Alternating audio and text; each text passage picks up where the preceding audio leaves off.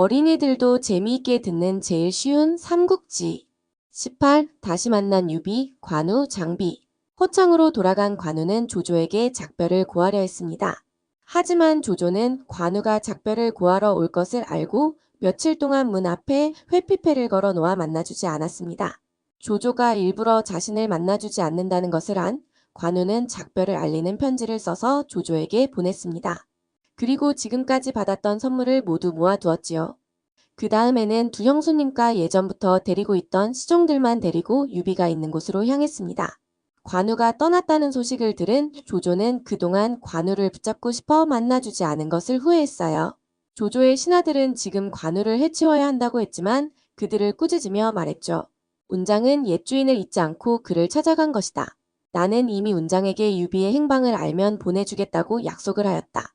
지금에 와서 어떻게 신의를 저버리고 약속을 어길 수 있겠소?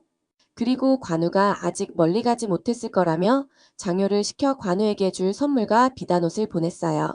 관우는 유비를 찾아가며 조조의 부하들이 지키고 있는 5개의 관문을 지나가게 됩니다. 하지만 이 관문의 조조의 신하들은 조조에게 관우가 떠난다는 소식을 들은 적이 없다며 관우의 앞길을 막아서죠. 이에 관우는 5개의 관문을 지나며 6명의 장수의 목을 베게 됩니다. 이를 오간육참이라 합니다. 관우 일행이 5관문을 지나고 황하를 건너 원소가 다스리는 하북당에 도착했을 때였습니다. 송건이 관우를 기다리고 있었습니다. 장군이 떠난 뒤 유벽과 공도가 다시 연암을 빼앗았습니다. 그리고 황숙도 원소의 품을 벗어나 연암으로 향했소. 유비님은 혹시 장군이 이 사실을 모르고 원소에게 갔다가 화를 입을까봐 이곳에서 기다리게 한 것이오.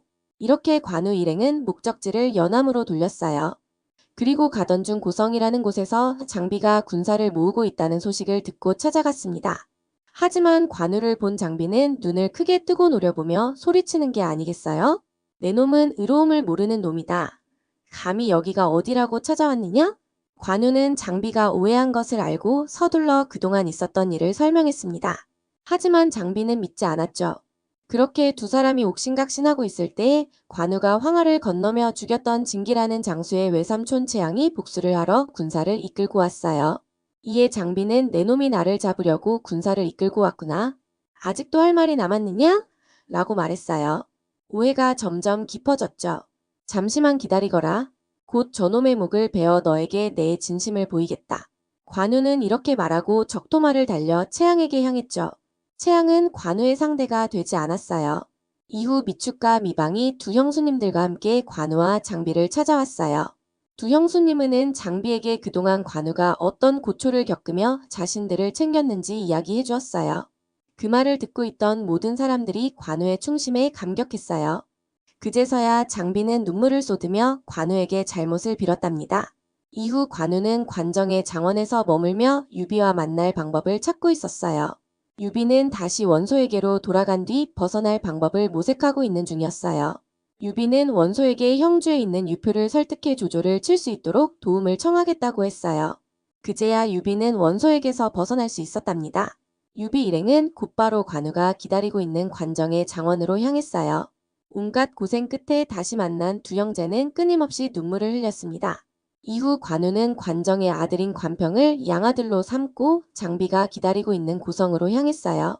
고성으로 가는 길 와우산 인근에서 조운이라는 장수가 유비를 찾아와 부하가 되고 싶다고 했습니다. 조운은 원래 공손찬의 부하였으나 원소와의 전쟁에 패하면서 낭인으로 살아가고 있었습니다. 유비도 진작부터 조운을 마음에 들어 하던 터라 흔쾌히 받아들였죠.